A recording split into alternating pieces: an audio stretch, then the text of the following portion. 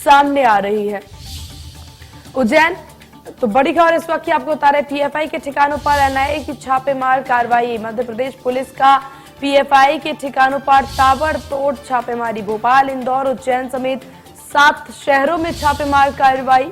भोपाल स्थित प्रदेश कार्यालय पर एटीएस का छापा। बड़ी खबर, शाहजहानाबाद की करीम मंजिल में चल रहा था पार्टी।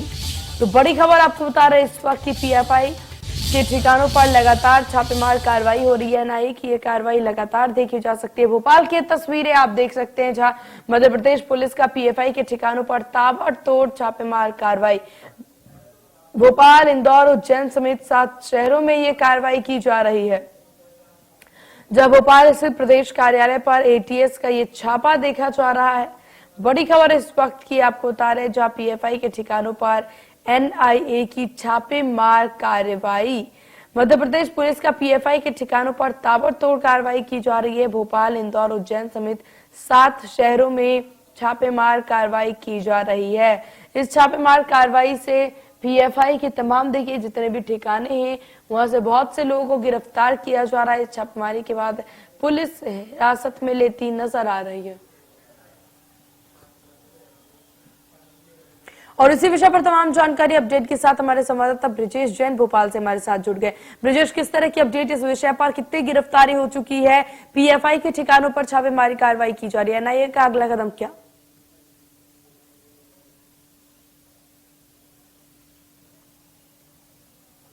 देखिए, भोपाल में जहां छापेमार कार्रवाई की गई है, शाहजहानाबाद का इलाका है और वहीं इस वक्त हम मौजूद हैं। ये देखिए, पीएफआई जो है वो राजनीतिक संगठन भी चलाती थी और इसी राजनीतिक संगठन का जो प्रदेश कार्यालय है, यहाँ पर देर रात छापेमार कार्रवाई की गई। एक व्यक्ति को गिरफ्तार यहाँ से किया गया है। प्रदेश मुख्यालय ये संगठन का था, एसडीपीआई का, और लगातार कार्रवाई का जो सेकंड पार्ट था उसके तहत यहां तक एटीएस की टीम पहुंची थी। देर रात ये कार्रवाई की गई है। अगर इस पूरे इलाके की बात करें तो करीम मंजिल में एक बड़े स्पेस के अंदर ये पूरा पार्टी दफ्तर संचालित किया जा रहा था और जैसा आसपास के लोगों ने बताया है कि यहाँ पर काफी लोग आते थे, प्रतिदिन बैठकें चलती थी, मस्जिदों के जरिए लोगों को इस पार्टी में जोड़ने का काम किया जा रहा था। स्टूडेंट विंग के रूप में ये पूरा राजनीतिक दफ्तर कार्य करता था, लेकिन बताया जा रहा है कि कुछ एक जगहों पर नगर पालिका के जो चुनाव हुए थे वहां पर भी एक पार्षद इसी पार्टी का जीतकर अभी सामने आया है। लगातार कार्रवाई दूसरी जगहों पर भी जारी है। अगर पूरे मध्य प्रदेश की हम बात करें तो 8 जिले के 21 लोगों को गिरफ्तार किया गया है। अलग अलग ठिकानों पर छापेमार कार्रवाई की गई है और अब तक जो बात सामने आई है कि ज्यादा से ज्यादा लोगों को जोड़कर अपनी एक संगठन का विस्तार करना चाहती थी पीएफआई और यही वजह थी कि लगातार अलग अलग रूप में, चाहे वो कम्युनिटी डेवलपमेंट सेंटर के रूप में हो या फिर राजनीतिक संगठनों के रूप में हो, वहां पर अलग अलग रूपों में ये पीएफआई जो है वो अपने काम का विस्तार करने में जुटी हुई थी। कुछ और लोगों को गिरफ्तार किया गया है। कुछ बड़े शहरों से फंडिंग की बात भी सामने आई है। भोपाल और इंदौर के कुछ लोगों से जो है वो यहाँ फंडिंग कराई जाती थी और अपनी राजनीतिक गतिविधियों के साथ साथ कम्युनिटी डेवलपमेंट के नाम पर लोगों का ब्रेन वॉश करने का काम भी लगातार किया जाता था। ये अब तक की बड़ी बात है। 21 लोगों को हिरासत में लेकर लगातार पूछताछ की जा रही है। जी बिल्कुल। और देखिए ब्रिजेश, जिस तरह की स्थिति देखी जा रही है इस वक्त, पीएफआई के ठिकानों पर लगातार छापेमार कार्रवाई एनआईए के द्वारा की जा रही है और अब मध्य प्रदेश में भी इस तरह की स्थिति देखने को मिल रही है। ऐसे में अब जिन लोगों को गिरफ्तार किया गया है उनसे किस तरीके से पूछताछ करती नजर आएगी एनआईए और अब कहां और छापा मार सकती है?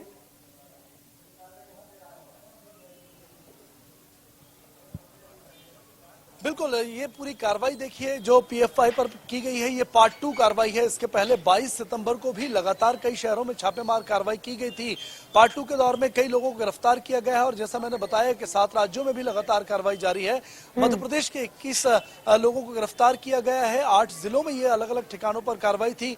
पूरा माहौल देखिए आप, यहाँ लोग जमा हुए हैं और रात भर से ही लगातार जो कार्रवाई चली थी उसके बाद लोगों के लिए कौतूहल का विषय है। हालांकि कुछ लोगों ने बताया है कि यहाँ बड़ी संख्या में लोग आते थे। अंदर पार्टी दफ्तर के नाम पर एक हॉल है जिसमें मीटिंग्स होती थी और मीटिंग्स में लोगों के ब्रेन वॉश करने का एजेंडा यहाँ पर संचालित किया जाता था। अलग अलग एजेंडों पर बात होती थी।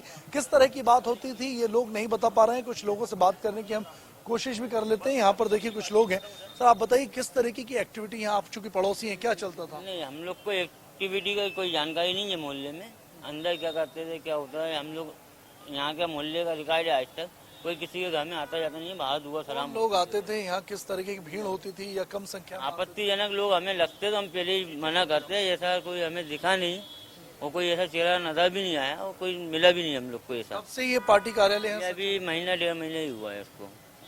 ऐसे लोगों को रखते नहीं है, मकान मालिक कोई अंदेशा होता तो नहीं रखते, वो भी इसमें के लोग नहीं है। ये मोहल्ला बड़ा साफ सुथरा मोहल्ला है। आपके मोहल्ले के भीतर ऐसा ठिकाना चुना गया है, यहाँ किसी की नजर नहीं जाए, आपको कभी शक नहीं हुआ कि यहाँ ऐसा कुछ चल रहा है? नहीं, ये क्या है, आजकल नई नई 50 पार्टियां बन रही हैं, तो कोई नई पार्टी होगी ऐसा सोच के किसी ने कुछ नहीं बोला।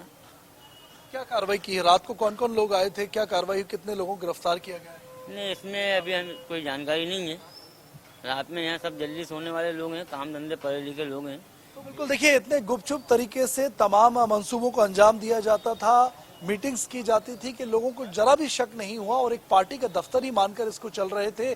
और यही वजह है कि एनआईए की रडार पर ये पूरा जो ठिकाना था ये पहले ही आ गया था जब गिरफ्तारी इंदौर उज्जैन से हुई थी। इसके बाद जब पूछताछ लगातार स्टेट चीफ से की गई, उसके बाद जो नए नए खुलासे हुए, एक खुलासा ये भी हुआ कि सिमी के स्लीपर सेल, जो सिमी के तमाम जो बड़े अगुआ थे वो जेल के अंदर है, लेकिन उनका जो स्लीपर सेल है उस स्लीपर सेल को दोबारा से जिंदा करने में पीएफआई लगी हुई थी। एक बड़ा नेटवर्क मध्य प्रदेश में बनाना चाहती थी। भोपाल के अलग अलग ठिकानों में, अलग अलग इलाकों में ऐसे ठिकाने बना रखे थे जहां किसी को शक नहीं हो। और ये जो इलाका है शाहजहानाबाद का, ये ठीक थाने के बाजू में है, पुलिस स्टेशन के बाजू में होने के बावजूद यहाँ खुलेआम इस तरीके से बैठकें की जा रही थी, मीटिंग की जा रही थी और अपने एजेंडे को आगे बढ़ाया जा रहा था। जी बिल्कुल। और इसमें अगर गिरफ्तारी की बात की जाए ब्रजेश, तो गिरफ्तारी किन किन की हुई है? क्या जो इनके सचिव थे यूसुफ, उसकी गिरफ्तारी इसमें हुई है, उससे पूछताछ की जा रही है या फिर अभी गिरफ्तारी बाकी?